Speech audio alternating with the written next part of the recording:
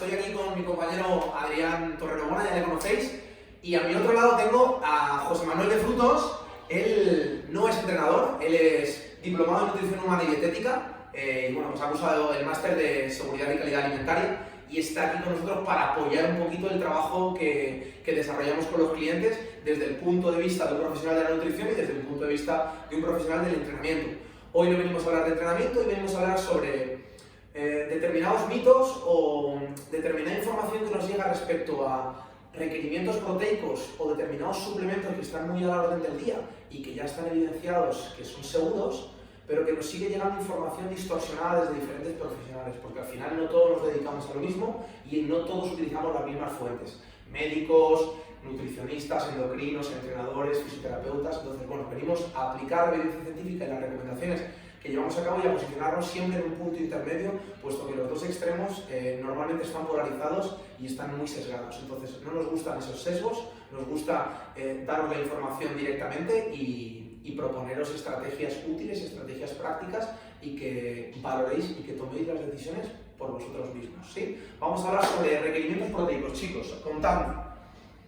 Bueno, yo creo que lo más importante a la hora de hablar de requerimientos proteicos es plantearse si es necesario o no suplementarse, ¿no? Suplementarse con proteína o con la alimentación, con los propios alimentos, podemos cubrir esos requerimientos. Entonces, bueno, no sé cómo lo podemos enfocar, pero yo considero que habría que individualizar, ¿no? Siempre existen, tenemos unas recomendaciones generales a nivel de organismo, como es la OMS, La Organización Mundial de la Salud. ¿Qué nos recomienda la Organización Mundial de la Salud en cuanto a proteínas? Pues la Organización Mundial de la Salud en cuanto al consumo de proteínas nos recomienda 0,8 gramos por kilo de peso al día para hombres y 0,7 gramos por kilo de peso al día para mujeres sedentarios en ambos casos. Vale, es decir, no debería haber personas sedentarias en este mundo, pero la OMS directamente va y recomienda para sedentarios. Eso por un lado, y por otro lado, los que no entendáis los datos, estamos hablando de una cantidad por kilogramo de peso por día, es una cantidad multiplicado por los kilos que pesáis. Si yo, por ejemplo, peso 80 kilos, tendría que multiplicar ese 0,8 por 80 y eso es lo que tendría que tomar al día como requerimiento proteico según la Organización Mundial de la Salud. Entonces, bueno, ya está hablando de sedentarismo directamente, ahí lo dejamos.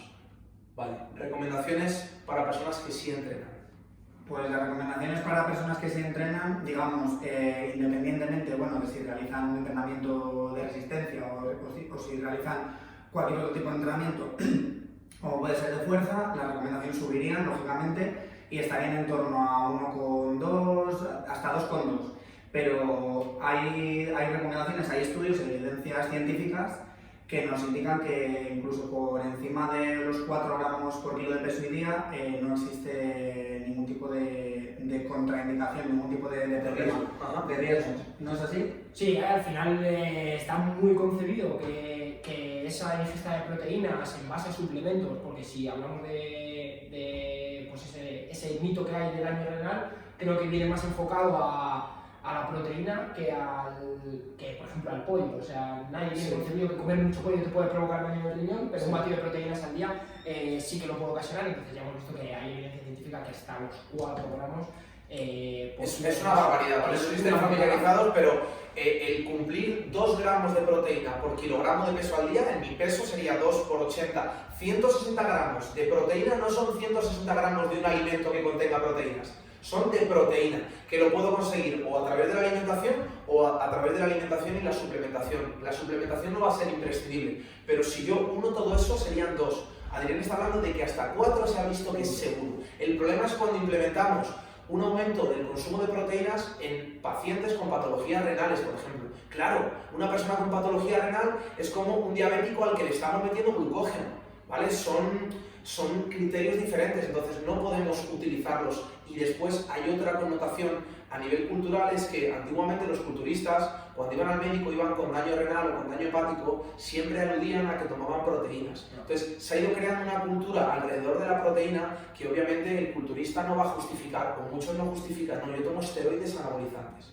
No, yo tomo proteína. Entonces, al final, si los médicos van viendo casos de daño renal, daño hepático, consumo de proteínas, daño renal, daño hepático, aminoácidos ramificados, pues tiene que tener algo negativo. El El problema que es utilizar simplemente una encuesta y un criterio individual en el que muchas veces nos están engañando. Entonces, bueno, la proteína es segura, en la Unión Europea y en España es más segura aún que en Estados Unidos en cuanto a suplementación. Sí. Pero sin entrar en términos de suplementación, yo os pregunto, la suplementación, la gente nos pregunta, ¿es importante, no lo ves, es imprescindible? ¿Cuándo introducimos suplementación? ¿Soy deportista, no soy deportista? No sé, ¿qué opináis? Pues un poco influye eso, la alimentación. Si con la alimentación tú ya cubres una serie de requerimientos, tanto de proteínas como del resto de macronutrientes, en principio no es necesario introducir ese tipo de suplementación, pero sí que es cierto que habría que individualizar en función del caso, en función del tipo de entrenamiento que se realice, en función de la alimentación, pues ya sería interesante o no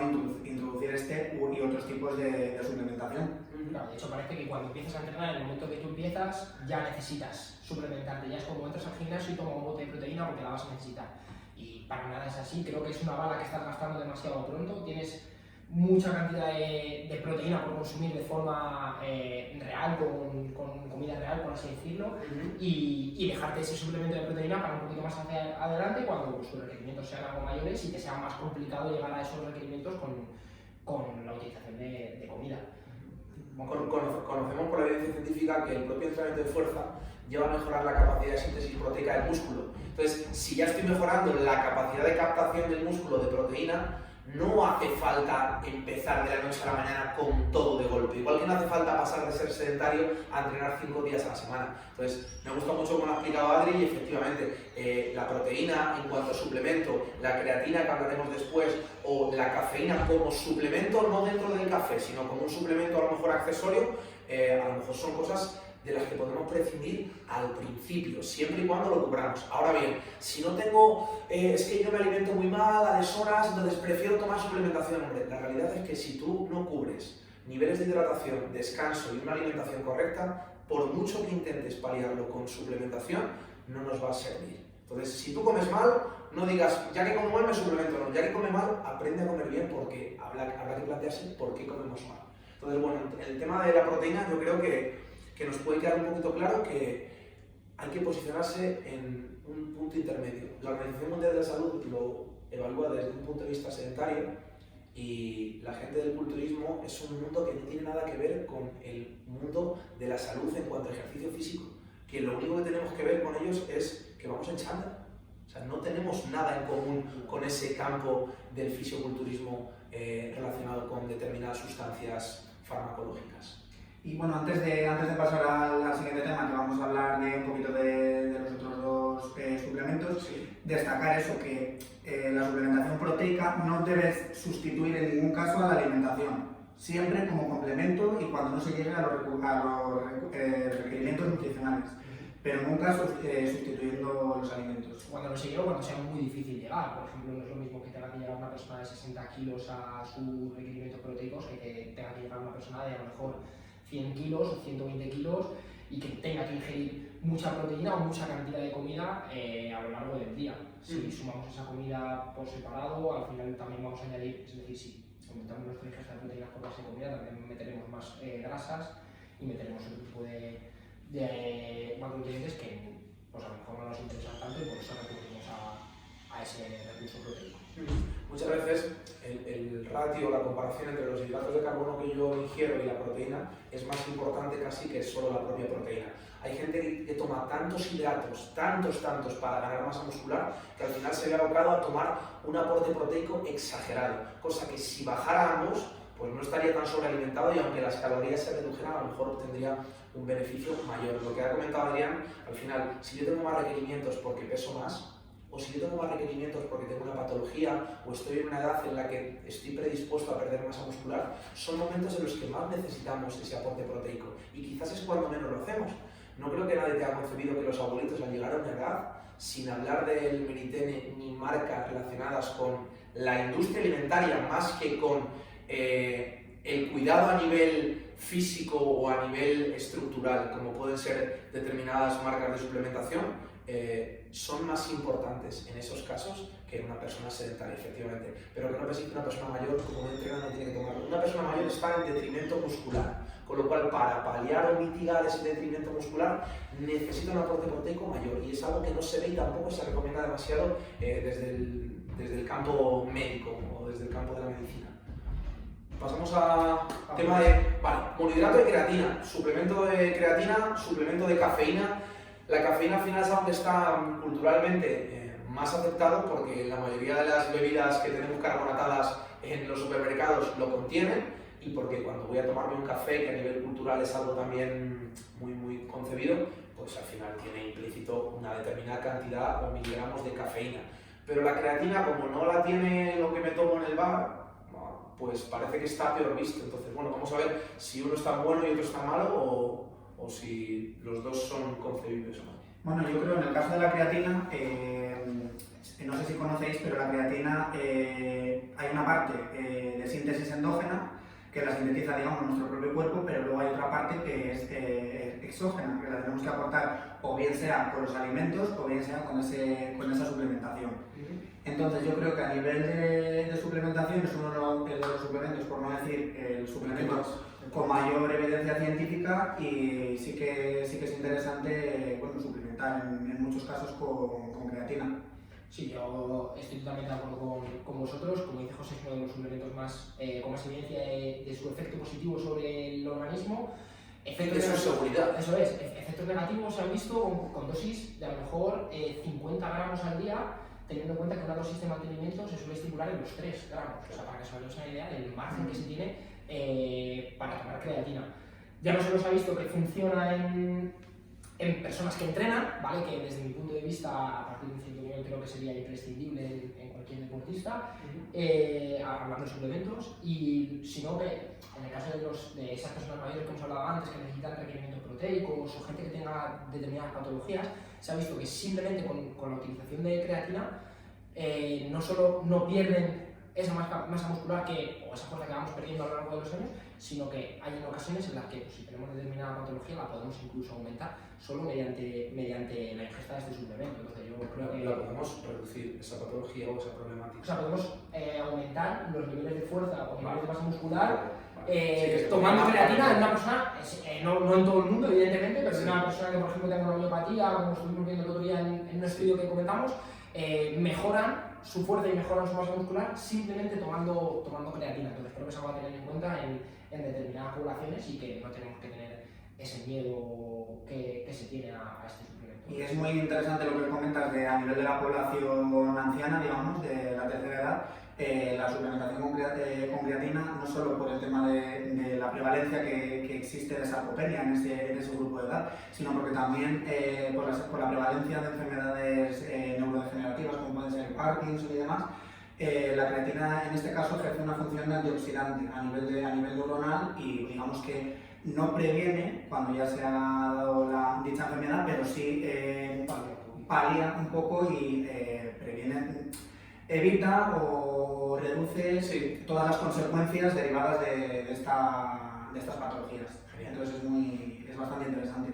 Es un suplemento interesante. ¿Qué ocurre? Es un suplemento muy económico, es un suplemento que podemos conseguir prácticamente en cualquier tienda de suplementación o en cualquier herbolario. Y sí es cierto que a nivel médico no se le ha dado una importancia grande porque hay pocos estudios desde el punto de vista médico que lo relacionen, pero os podemos decir que no es solo un suplemento que afecte a la estructura muscular, es un suplemento que afecta o mejora a nivel neurológico.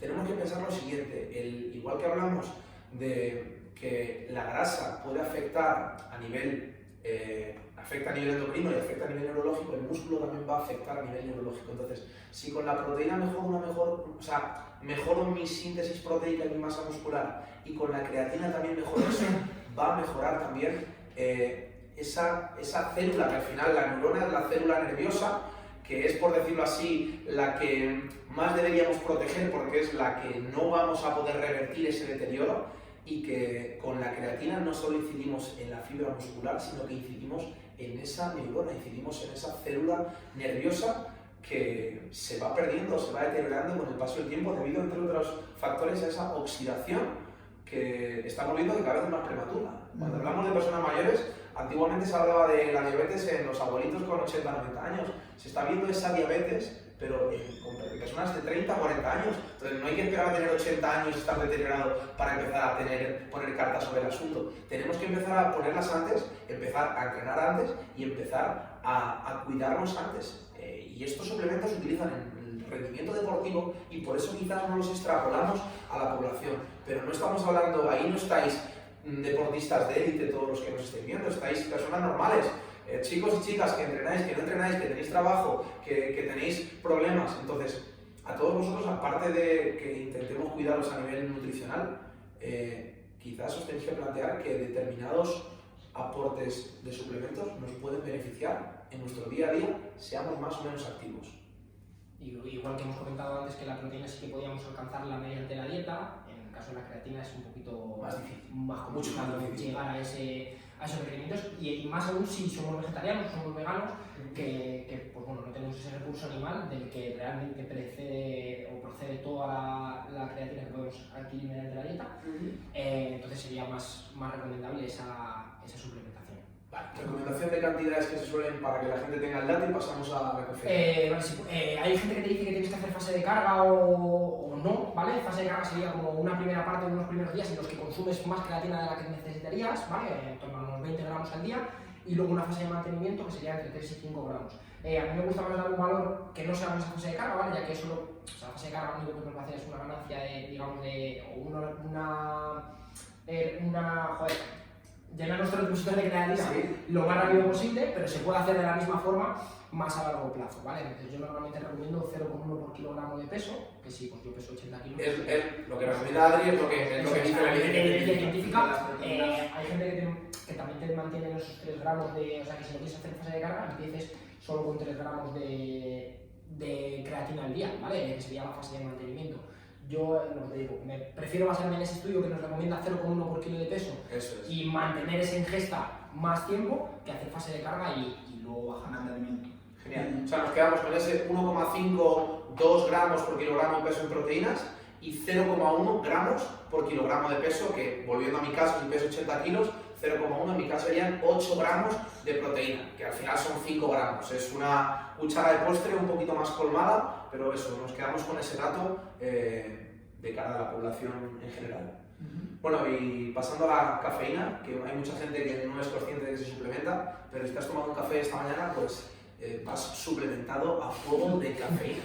Y de hecho, seguramente lleves pues, unos 100 miligramos de cafeína, que es aproximadamente lo que suele tener un café, entre 70 y 100 miligramos de cafeína. ¿Cuánto nos recomiendan de cafeína al día? Y si es positivo, es negativo, lo hacemos. Sabemos que el alcohol es negativo, pero a pesar de eso se hace. Pregunta, ¿la cafeína es negativo? No, en principio no, porque es otro de los suplementos con mayor evidencia científica. Las recomendaciones, digamos, de las organizaciones es en torno a 3-5 gramos por kilo de peso al día. Y yo creo que, miligramos, sí, perdón. Entre 3 y 5 miligramos por kilo de peso al día. Y es una ayuda algogénica, la verdad, bastante útil para todas las personas que practican cualquier tipo de entrenamiento. Normalmente es uno de los suplementos que se suelen tomar previos al entrenamiento para evitar la aparición de fatigas, para mejorar el rendimiento, para activar nuestro sistema nervioso. Y yo creo que es otro suplemento también muy adecuado para la población general y para la población que practica algún tipo de entrenamiento. Genial. Vale, yo sí quería hacer un apunte sobre lo que ha dicho José. Digamos que no es nocivo en las cantidades recomendadas, porque luego hay gente que se vuelve loca con todo, y sí que es verdad que a cantidades extremas sí que puede llegar a generar pues, efectos secundarios, como puede ser taquicardia y efectos que no nos interesarían. Claro. Y también es importante destacar que a la cafeína te adaptas, es decir, si tú estás acostumbrado todos los días a tomar, digamos, 100 miligramos de cafeína, ese estímulo que te va a generar la cafeína te va a valer durante X días o X tiempo. Llegará un momento en que ya no necesites 100 miligramos, sino que necesites un poquito más, y cada vez un poquito más. Entonces nos vamos adaptando a esa ingesta. Es recomendable cada cierto tiempo realizar una descarga. Periodizarlo. Eso es, quitar la mayor parte de la cafeína que estemos tomando a lo largo del día, si puede ser toda mejor, y luego volverla a tomar para que bueno, esos efectos positivos que tiene la cafeína, como ha dicho José, ya no solo a nivel de entrenamiento, como si es una sustancia estimulante, ¿vale? Que nos reduce un poquito la fatiga, sino que también puede servir a nivel cognitivo, a la hora de pues, mantener la atención. Nivel de atención. Eso es, sirve también para pues, gente que esté buscando, gente que esté estudiando, pero lo que hemos dicho, sí es importante que pues, sea un poquito cíclico y que no esté constante como puede ser la utilización de proteína o de creatina a lo largo de la Fases de descanso podemos hacer con todo. De hecho, se debería recomendar fase de descanso prácticamente ya no de cualquier suplemento, sino de cualquier alimento. Cualquier alimento que yo tome siempre, todos los días, va a perder su efecto en el cuerpo. Entonces, todo lo que hagamos de forma oscilante o fluctuante nos va a ayudar más. ¿Por qué? Porque si no, al final solo sé entrenar si tomo monohidrato de creatina, solo sé entrenar o solo sé estudiar si tomo café. Entonces, al final estoy generando una dependencia. Lo que ha comentado Adri, que con dosis máximas, si obtienen efectos contraproducentes, bueno, deciros que al final el veneno está en la dosis. Cualquier tipo de macronutriente o cualquier tipo de sustancia que la llevemos al extremo, incluso el agua, puede llegar no a ser dañina, sino a ser mortal. Entonces, si hablamos de que una ingesta masiva de agua me puede provocar un paro cardíaco, ¿qué no va a provocarme un suplemento que está diseñado como un aporte externo suplementario? Entonces, pensad que todo es seguro si lo intentamos hacer con unos márgenes de seguridad, que estos 3 suplementos son seguros, que no es obligatorio tomarlos, pero que si tenéis unas necesidades mayores que las de la población en general, si no sois personas que tenéis una vida tranquila, apaciguada, en el monte, sin estrés, sin esfuerzo, sino que sois deportistas, trabajáis, estudiáis, dormís poco, etc., pues vais a tener que darle un aporte extra al cuerpo. ¿Que no va a ser lo ideal? No, porque lo ideal ahora mismo en esta sociedad no lo tenemos. Entonces, vamos a quedarnos con ese dato que ha comentado Adri.